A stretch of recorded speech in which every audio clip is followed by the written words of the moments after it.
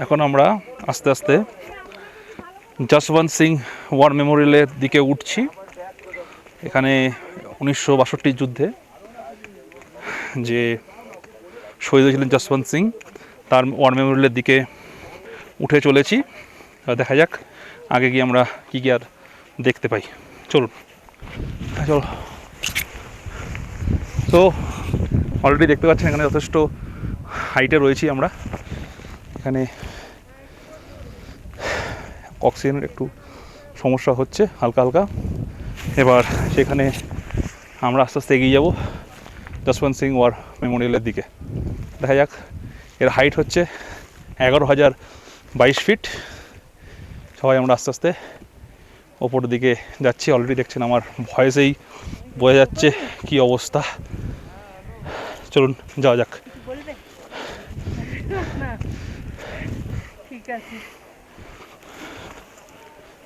সবাই আমরা যাচ্ছি আস্তে আস্তে।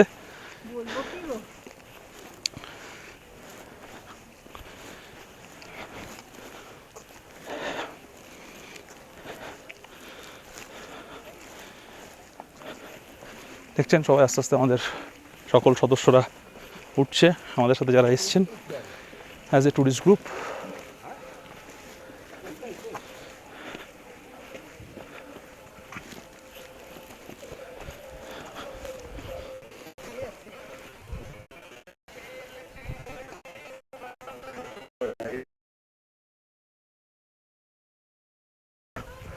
এবার আস্তে আস্তে আমরা উঠছি যশবন্ত সিং ওয়ার মেমোরিয়ালের দিকে।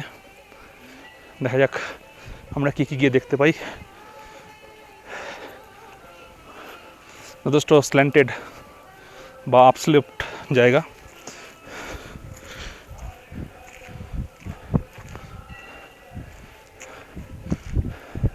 আসছি আমরা, দেখতে পাচ্ছেন অনেকগুলো ফলক লেখা রয়েছে বিভিন্ন নাম। জজবা, জুনুন, ত্যাগ, হিম্মত, বলিদান। বলিদান পরম ধর্ম আমাদের ব্যাটালিয়ান বা ইন্ডিয়ান আর্মির অন্যতম। যশবন্ত সিং ওয়ার মেমোরিয়ালে অনেকগুলো ট্যাগ লেখা, যেখানে লেখা রয়েছে ত্যাগ, ওদিকে লেখা হিম্মত, ওদিকে লেখা বলিদান। বলিদান পরম ধর্ম, এটা আমাদের ইন্ডিয়ান আর্মির মেন ট্যাগলাইন। মানে বলিদান না দিলে কখনোই কোনোভাবে আমাদের পক্ষে ভালো হওয়া দিচ্ছে। আস্তে আস্তে উঠছি আমরা। ওই যে 1962 এর বাংকার, ওখানে যুদ্ধ হয়েছিল, সেই বাংকারটা দেখতেই পাচ্ছেন আপনারা। Bunker 2, bunker 3।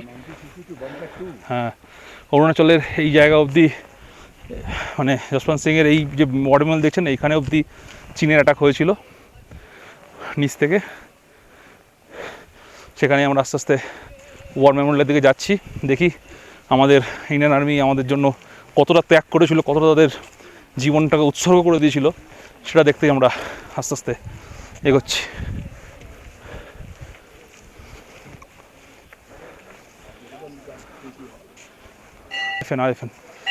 যশবন্ত সিং রাওয়াত ওনার নামে এই ওয়ার মেমোরিয়াল 2016 সালে এটা প্রতিষ্ঠিত হয় এবং ওনার এই স্মৃতির জন্য ইন্ডো চায়না ওয়ার 1962 এর, যেখানে তার বুকে বুলেট লেগেছিল, তাতে তার মানে শহীদ হয়, মৃত্যু বলা ভুল, শহীদ হয়। এবং এইখানেই তার সবকটা বাংকার রয়েছে। আর ভিতরে আমরা যাচ্ছি এখন আস্তে আস্তে যশবন্ত সিং ওয়ার মেমোরিয়ালের ভিতরে। এখানে বিভিন্ন করা ওনার নামে all rank second battalion of Garhwal রাইফেলের সেকেন্ড রাইফেলের ওনার করা। আর উপরে আমাদের ইন্ডিয়ান আর্মির যে কটা রেজিমেন্ট রয়েছে, সবকটা রেজিমেন্টের নাম: গারওয়াল হিমালয়াস, গোর্খা বাহিনী, রাজপুত রেজিমেন্ট, শিখ রেজিমেন্ট, প্রত্যেকটার নাম লেখা রয়েছে, দেখতে পাচ্ছেন আপনারা, যারা আমাদের এখানে পোস্টেড ছিলেন।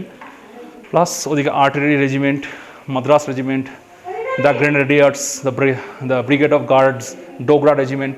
এই যে ডোগরা রেজিমেন্টটা দেখছেন, এই ডোগরা রেজিমেন্টে কিন্তু উড়ি অ্যাটাকে এরাই কিন্তু তত্ত্বাবধান করেছিল।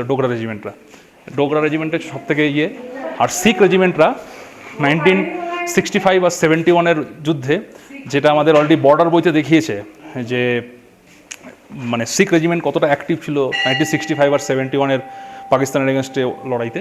চলুন আমরা ভিতরে যাই।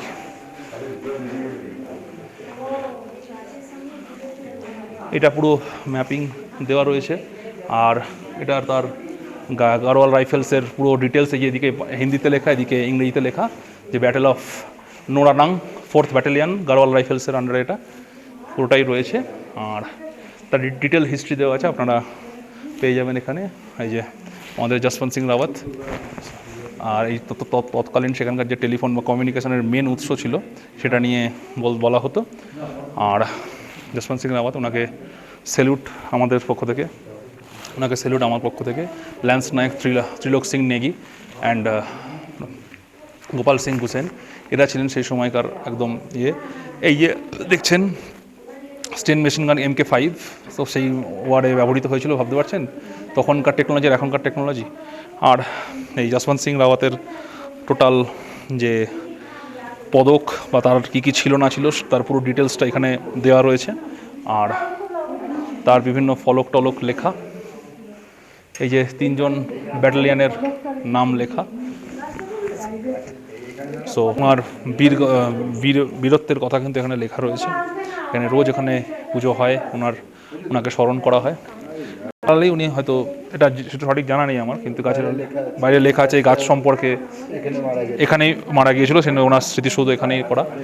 আর এই ওভারঅল সকলের কন্ট্রিবিউশন, যারা 1962 ওয়ার্ডে আমাদের লড়েছিলেন, এই যশবন্ত সিং রাওয়াতের নিজস্ব টুপি, তার ব্যবহৃত লাঠি এবং তার সব কিছু যে পদক সেইগুলো দেওয়া রয়েছে এখানে। আর এই যে ট্রিবিউটের এটা presented by commanding officer all ranks 16th battalion of Jat regiment 17 তারা এই ট্রিবিউটটা দিয়েছে। যশবন্ত সিং রাওয়াতের মহাবীর চক্র পেয়েছিলেন এরা এই 3জন আমাদের বীর সৈনিকরা, তাদেরকে আমার পক্ষ থেকে স্যালুট জানাই। এবার এই হচ্ছে তার ওভারঅল। দিনের শেষে একটা কথাই বলবো, এই ইন্ডিয়ান আর্মির জন্যই হয়তো আমাদের প্রত্যেকটা বর্ডার ওয়েস্ট টু ইস্ট সুরক্ষিত রয়েছে। যশবন্ত সিং রাওয়াতের একটা রেপ্লিকা ছোটো করে বানানোর চেষ্টা করা হয়েছে এখানে। আর এই আমাদের টোটাল অরুণাচলের ইনভেডিংয়ের যে স্টাইলটা, কীভাবে ইনভেড করেছিল চায়নাটা, কোন জায়গা দিয়ে করেছিল, সেটার উপর একটা ডিটেলস দেওয়ার চেষ্টা করেছে এখানে। এই যে সেলা পাশের এখান দিয়ে আমরা এলাম, ঠিক আছে। আমরা এই তাওয়াংয়ে যাব এবং পরবর্তীকালে আমরা বোমডিলাতেও যাব। এটা হচ্ছে পুরো বলতে গেলে অরুণাচলের পুরো, আমরা এখন বর্তমানে আছি এই সেলা বা এই সংলগ্ন, আমরা তাওয়াং যাচ্ছি, এই মাঝখানে রয়েছে যশবন্ত সিং জায়গাটা, ঠিক আছে। এখানে যাচ্ছি, এখান থেকে যাবো আবার বুমলা। হ্যাঁ, এই রুট দিয়ে যাবো, এই রুট দিয়ে বুমলা যাবো। বুমলা থেকে এই রুট কোথায় পাবো? ম্যাকো দিয়ে হয়তো সম্ভব হতে পারে। আর ঘুরে ফিরে আমরা আবার ফিরে যাব ধানসিঁড়ি, হচ্ছে ব্রহ্মপুত্র নদীর একটি উপনদীর নাম। ধানসিঁড়ি, সুবর্ণসিঁড়ি, বমডিলাতে আমরা যাবো তো। ইস্ট কামেং, আমরা ওয়েস্ট কামেংয়ে আছি, আমরা ইস্ট কামেংয়ে যাবো। আমরা কামেং রিভারটা এখানে এসছে, এটা ভুটানের। হ্যাঁ সব এলো। ঢোলা ইনসিডেন্টে কী হয়েছিল না হয়েছিল সেটা নিয়ে বলা রয়েছে, যেখানে পুরো ঘটনার কি চাইনিজ লিবারেশন আর্মি দ্বারা PLA দ্বারা কী করেছিল আমাদের ইন্ডিয়ান আর্মিদের এগেনস্টে। আর চাইনিজ ম্যানিফেস্টেশন, চাইনিজরা ঢোলাতে ঢুকে চলে এসেছিল, সে সময় ইন্ডিয়ান আর্মি কী করে প্রোটেক্ট করেছিল সেটার একটা ব্রিফ হিস্ট্রি দেওয়া রয়েছে। যে NEP, নর্থ ইস্টার্ন ফ্রন্টিয়ার এজেন্সির যে অরুণাচল প্রদেশের যে কী বর্ডারিং এরিয়া রয়েছে তার এই যে দেখুন সেলা পাশে এখান থেকে আমরা ঘুরে এলাম, তারপর তাওয়াং থেকে বুমলা, আর এদিকে বোমডিলা। এইখান থেকে আমরা এই